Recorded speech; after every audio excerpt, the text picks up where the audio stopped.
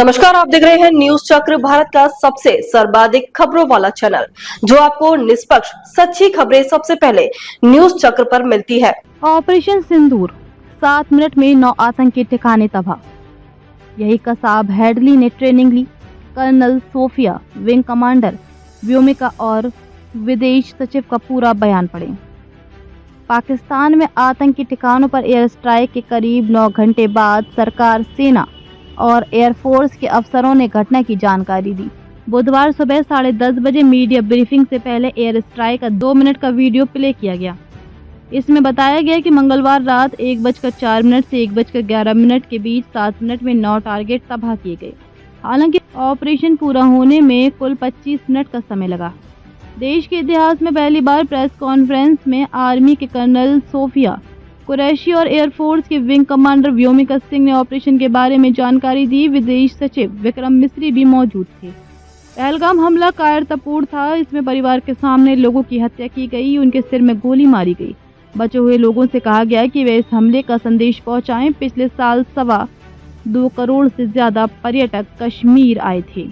हमले का मकसद था कि कश्मीर के विकास और प्रगति को नुकसान पहुंचाकर पिछड़ा बनाए रखा जाए। हमले का ये तरीका जम्मू कश्मीर और देश में सांप्रदायिक दंगे फैलाने की कोशिश था। एक समूह ने खुद को TRF कहते हुए हमले की जिम्मेदारी ली। इसे UN ने प्रतिबंधित किया है और ये लश्कर से जुड़ा है। पाकिस्तान स्थित समूह के लिए कवर के तौर पर TRF का इस्तेमाल किया गया। पहलगाम हमले की जांच से पाकिस्तान के 7 आतंकवादियों के संपर्क उजागर हुए हैं। TRF के दावे और लश्कर से सोशल मीडिया पोस्ट इसे साबित करती है। पहलगाम के हमलावरों की पहचान भी हुई है और भारत में सीमा पार से आतंकवाद फैलाने के पाकिस्तान का प्लान उजागर हुआ है। पाकिस्तान आतंकवादियों की शरण स्थली के रूप में पहचान बना चुका है। आतंकवाद के इस निंदनीय कार्य के अपराधियों को जवाबदेह ठहराने की आवश्यकता UN ने भी जताई थी। पहलगाम में 22 अप्रैल के हमले के अपराधियों और इसकी प्लानिंग करने वालों को न्याय के कटघरे में लाना जरूरी था। वे इनकार करने और आरोप लगाने में ही लिप्त रही है। भारत सरकार ने पाकिस्तान से संबंधों को लेकर कुछ कदम भी उठाए हैं। पाकिस्तान स्थित आतंकी ठिकानों के बारे में हमें सूचना मिली थी कि वे और हमले कर सकते हैं। इन्हें रोकना जरूरी था। हमने इन्हें रोकने के अधिकार का इस्तेमाल किया है। ये कार्रवाई नपीतुली और जिम्मेदारी पूर्ण है। हमारा एक्शन आतंकवाद के इंफ्रास्ट्रक्चर को खत्म करने और आतंकियों को अक्षम बनाने पर केंद्रित है।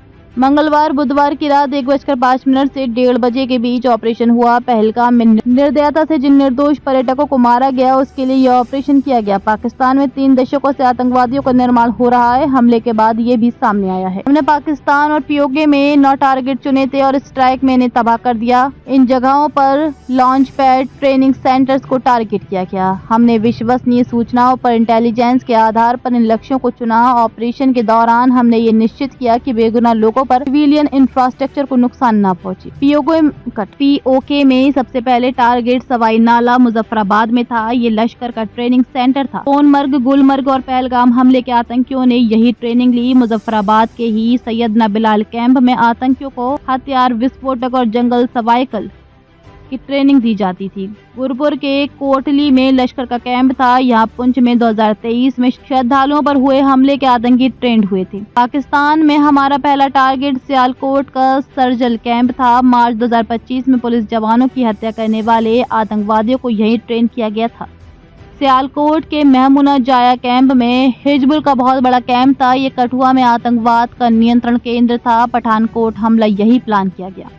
ताजा खबरों के लिए न्यूज चक्र पेज को फॉलो करें और लाइक करें, सब्सक्राइब करें, बेल आइकन दबाना ना भूलें। अगर आप हमें Facebook, Twitter, Insta के माध्यम से देख रहे हैं तो फॉलो, कमेंट करना ना भूलें। धन्यवाद।